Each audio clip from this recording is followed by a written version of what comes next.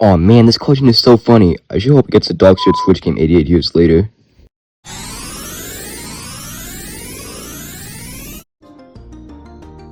Popeye, catch! Licensed games. Video game designed the time of the media franchise, also known as the second spawn of Satan. These types of games don't have the greatest reputation. A lot of these games are bad because they were rushed to meet a deadline or because the developers know that consumers will buy anything from a franchise that they like. I'm a big B-movie fan. I see that they made a B-movie video game for Xbox 360. I'm only human. Of course, that's not to say all licensed games are bad. Plenty of developers have given us great licensed games to make excellent use of the source material and not just cash grabs made just to be on a store shelf. Many iconic gaming franchises like Insomniac Spider-Man, Tony Hawk's Pro Skater, and Batman Arkham are licensed games. Some of the greatest gaming experiences of all time are licensed games. Let's see, for every battle for Bikini Bottom, there's at least 3 Shrek treasure hunts. Which one of these do you think Popeye is? Popeye, originally created as a one-off side character for the comic strip Thimble Theater, the spinach-eating sailor became so popular that he became the new main character of the comic, and spawned a whole franchise with cartoons and the like. Now, I'm not gonna act like I'm the worst because Popeye fan or anything, but it's a series I always respected. I was always fascinated by black and white cartoons from the 1920s and 30s. They're just a unique style to them that I always vibed with. Popeye isn't very popular nowadays, but most people at least know who he is.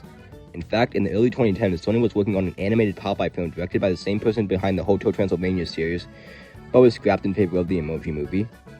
I wonder if they made the right choice. In terms of video games, Popeye is more important than you may think. Without him, the most popular gaming character might not have even existed. The story goes, Donkey Kong originally started development as a Popeye game, but once the licensing deal fell through, they changed the Popeye characters with original ones and released the game as Donkey Kong. Popeye, Olive Oil, and Pluto became Jumpman, Pauline, and Donkey Kong, which spawned the Mario franchise, and the rest is history. Nintendo would eventually obtain the license and make their own Popeye game the following year in 1982. In this game, you need to collect all the objects all the sense down like hearts and music notes, while avoiding classic Popeye villains Pluto and the Sea Hag. You can't hurt them until you get your hands on the can of spinach, which lets you knock them in the next week. More Popeye games have been created since then, but most of these are your typical mediocre licensed games, nothing much worth discussing. Do you really want to hear my opinion on Popeye Beach Volleyball? I do find it odd that half of these Popeye games are Japan exclusive. Is Popeye just really popular over there or what? That brings us to the present day, 4 years ago. 2021, out of nowhere a new Popeye game is released on Switch and PS4. No announcement or anything, it just kinda poofed into existence one day in November. This game was originally exclusive to Switch before being released on PSN 1 month later. Yes, Popeye was a Time Nintendo exclusive. Take that, Sony! Still no Xbox version, but don't be greedy. You're asking a lot of the company behind Calculator for Nintendo Switch. There's a couple of little glitches with certain commands, like if I try to use the arrow with the balloon, see what happens? Save developed this game. This company is responsible for a lot of the garbage that's on the Switch eShop. The whole business model seems to be releasing these really basic games and applications on the eShop, and selling them for around $10. How they got the budget to make a Popeye game is beyond me, but maybe King's Feature, the owners of Popeye, saw something in them. Maybe they'll actually make a good video. But enough dawdling, let's get into the nitty gritty. This is Popeye for Nintendo Switch. I'll hand it to them. I like the title screen. I love how there's an entire button just for eating spinach. See, that's one of my biggest complaints in most games these days. The lack of an eat spinach button. Popeye is a 3D action-adventure game. Olive Oil throws down hearts and you must collect a certain number of them while also avoiding Bluto. Later stages add more stuff, but that's basically all you do. It is very similar to the original arcade game, which is almost certainly intentional. The base gameplay is identical and there's a lot of callbacks to the OG game, which on one hand, that's kinda neat, but on the other hand, is 2021 and this game costs $13. 13? The OG game worked because it was an arcade game released in 1982, back when video games were still a new and primitive thing. Those same arcade design elements don't really work as a standalone game for an 8th generation console, especially when the gameplay is as repetitive and boring as this. Speaking of repetitive, this 15-second loop that you're hearing right now plays throughout the entire game. It's not a terrible song, but man does it get old, which is why I'll save your ears and switch the background music to some Mario 3D World. You're welcome. Back to the gameplay. As Popeye, all you can do is walk and punch with A. You can't even jump, which would have made navigating these stages a lot easier. A run button would have also been nice. Popeye isn't slow, but he's not exactly fast either. These stages are massive. They can take a while to get from one heart to another. Even if you could run, that still doesn't change the fact that the hearts all of though move agonizingly slow. I mean, half the game is just waiting for these things to land. Ludo appears, but unlike the arcade game, it's so much easier to dodge.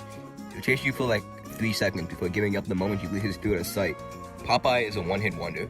One punch from Ludo will send him flying with this hilariously loud sound effect, like my god.